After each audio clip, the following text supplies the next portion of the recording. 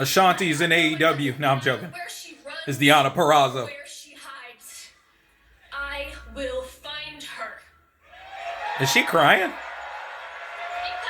Because Mariah, I am all elite. She getting emotional? What's going on here? And Is that how she always talks? we are in the age of the virtuosa.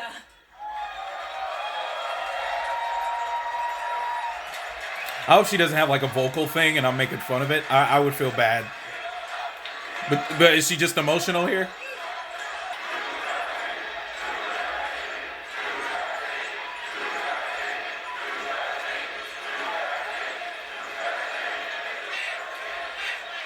Okay, well, Deonna, I'm not the messenger, so tell her yourself, bitch.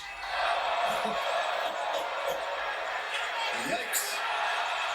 Oh no. You smacking her product. Oh dang, look at girl got that leg up, boy. She straight kicked her.